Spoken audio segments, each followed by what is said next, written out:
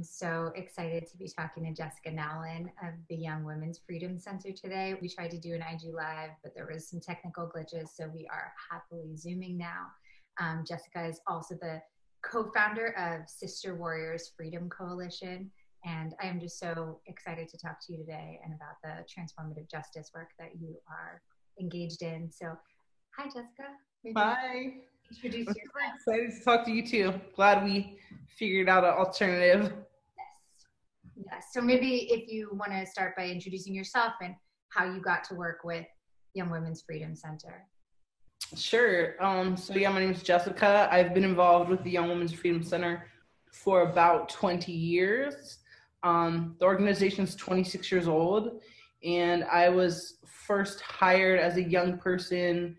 I heard about it when I was in juvenile hall, and I heard that there was this organization that hired girls and young folks that had been locked up, had lived and worked on the streets, and I was really fortunate to apply for a position as a community health outreach worker, and it really changed the trajectory of my life, the organization. So I came back 4 years ago now as executive director.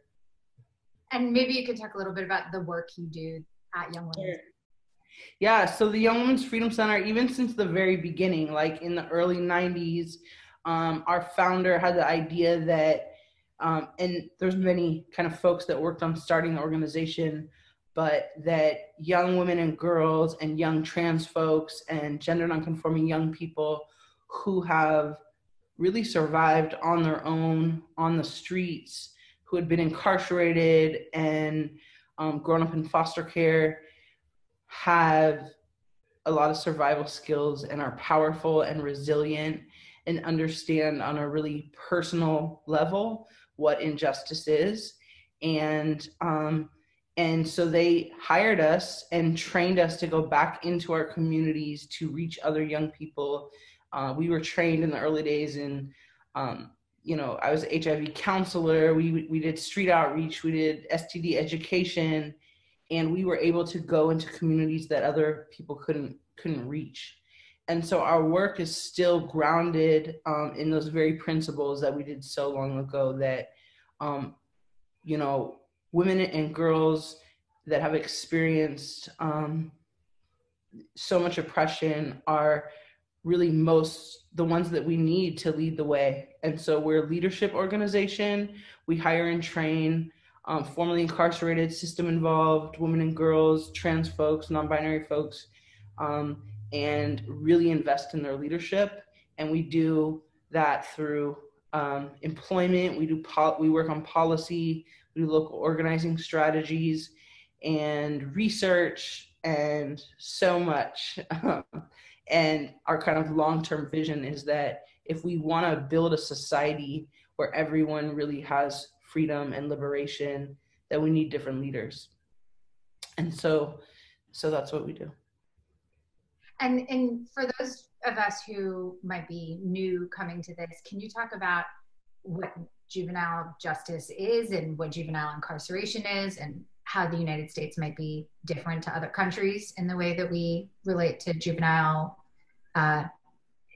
incarceration? Mm-hmm.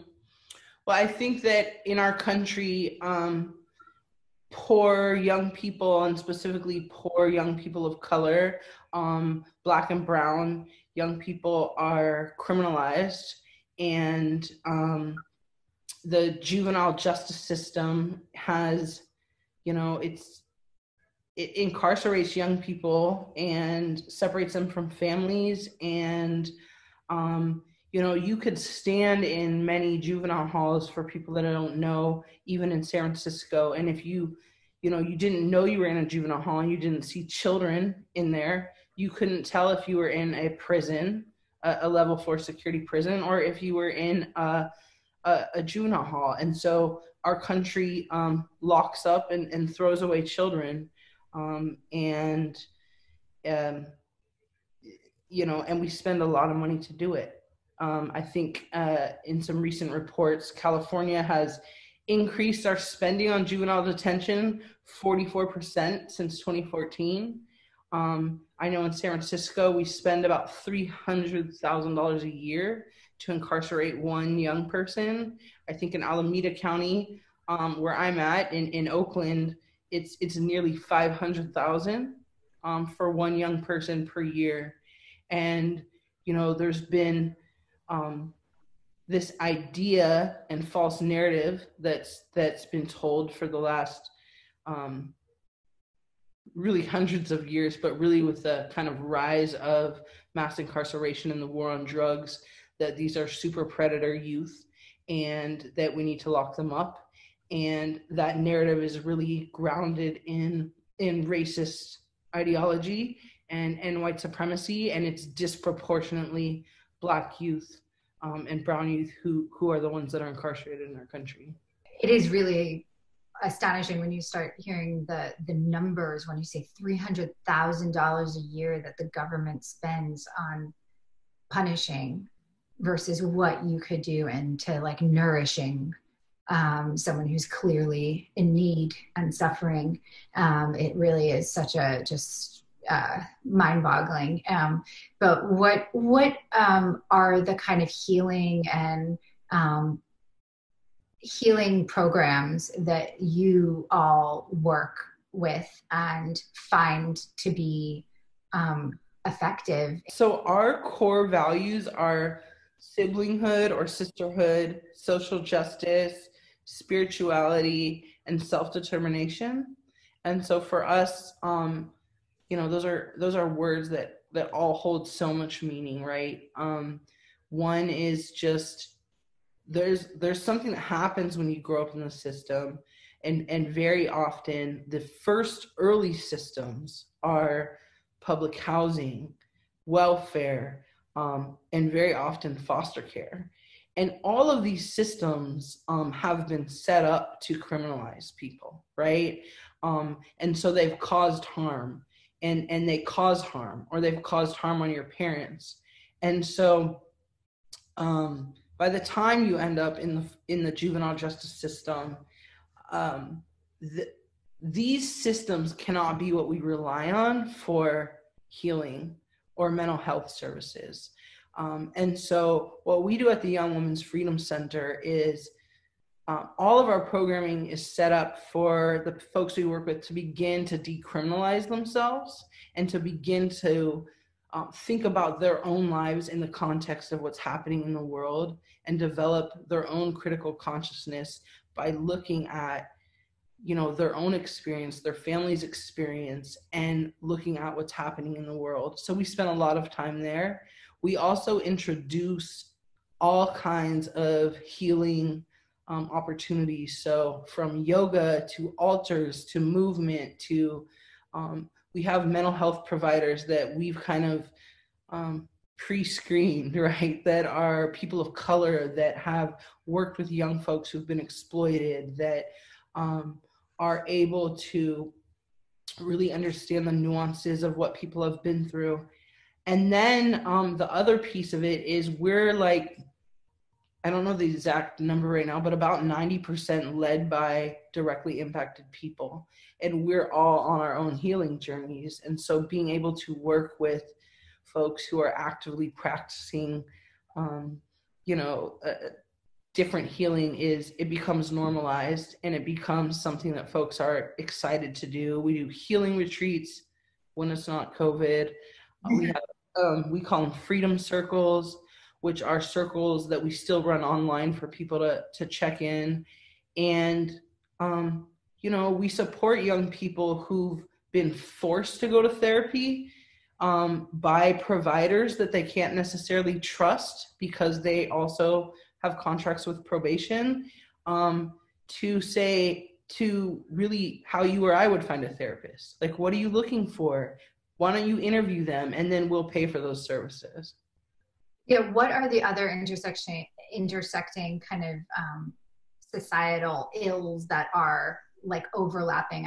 Obviously you've mentioned foster care, you've mentioned homelessness, you've mentioned sexual harm that people have experienced. What are other kind of factors that you see often with young people? Well, definitely poverty, right? And who has resources. Um, you know, like for example, if you're, your parents are working or not around, and you have court hearings and there's no one there representing you, your family can't afford an attorney, and plus you're coming from communities that are over policed.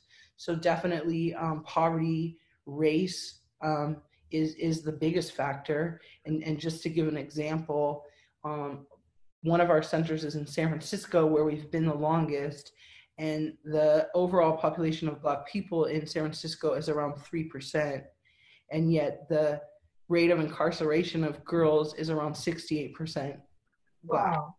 And Wow. you know, and you think about San Francisco as being one of the richest economies, the San Francisco Bay Area in the world. And so when we looked at, deeply what's happening, what we found is, so the girls that were being incarcerated are from the same three neighborhoods, low income neighborhoods that are historically Black. And then we looked at foster care, and what we saw was, wow, it's almost the same from racial disparities and almost identical to the neighborhoods and the families.